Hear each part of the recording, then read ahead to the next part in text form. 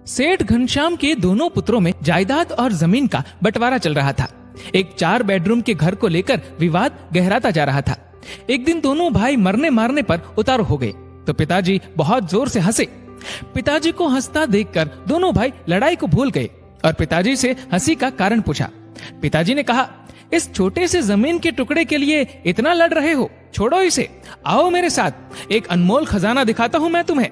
पिता घनश्याम जी और दोनों पुत्र पवन और मदन उनके साथ रवाना हुए। पिताजी ने कहा, देखो, यदि तुम आपस में लड़े तो फिर मैं तुम्हें उस खजाने तक नहीं लेकर जाऊंगा और बीच रास्ते से ही लौट कर आ जाऊंगा। अब दोनों पुत्रों ने खजाने के चक्कर में एक समझौता किया कि चाहे कुछ भी हो जाए पर हम लड़ेंगे नहीं, प्रेम से यात्रा पे चलेंगे।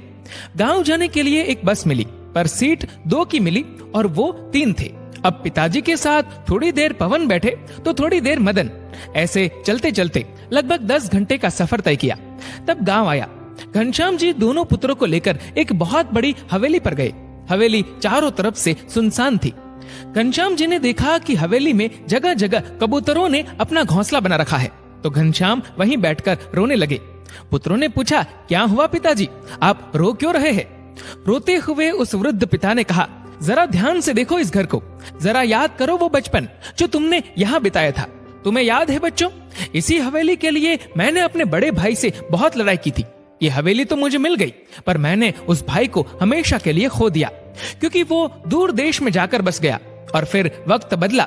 एक दिन हमें भी ये हवेली छोड़कर जाना पड़ा। अच्छा, तुम ये बताओ बेटा कि जिस सीट पर हम बैठकर आए थे क्या वो बस की सीट हमें मिल गई? और यदि मिल भी जाती तो क्या वो सीट हमेशा हमेशा के लिए हमारी हो जाती? मतलब कि उस सीट पर हमारे सिवा और कोई नहीं बैठ सकता?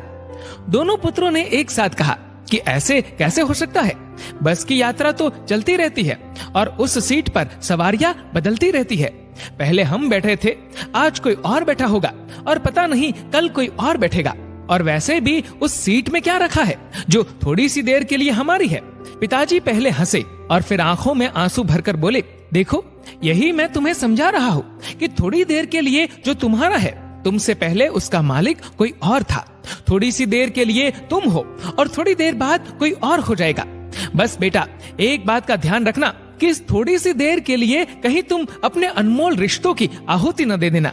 यदि पैसों का प्रलोभन आए तो इस हवेली की इस स्थिति को याद कर लेना कि अच्छे अच्छे महलों में भी एक दिन कबूतर अपना घोंसला बना लेते हैं। बेटा, मुझे यही कहना था कि बस की उस सीट को याद कर लेना जिसकी रोज सवारियां बदलती रहती है। जिस तरह से बस की यात्रा में तालमेल बिठाया था, बस वैसे ही जीवन की यात्रा में भी तालमेल बिठाते रहना। दोनों पुत्र पिताजी का अभिप्राय समझ गए और पिता के चरणों में गिरकर रोने लगे। दोस्तों, जो कुछ भी ऐश्वर्य, धन, संपदा हमारे पास है वो सब कुछ बस थोड़ी देर के लिए ही है। थोड़ी थोड़ी देर में यात्री भी बदल जाते हैं और मालिक भी। रिश्ते भी इमारत की ही तरह होते हैं।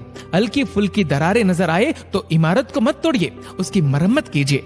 दोस्तों, इस वीडियो को लेकर आपकी क्या राय है नीचे कमेंट करके जरूर बताएगा। और अगर आपको वीडियो अच्छा लगा हो तो वीडियो को लाइक करेगा, शेयर करेगा ज्यादा से ज्यादा लोगों तक। और ऐसी और भी इंस्पिरेशनल वीडियोस के लिए सब्सक्राइब करें हमारे यूट्यूब चैनल को और फेसबुक पर फॉलो करें हमारे पेज को।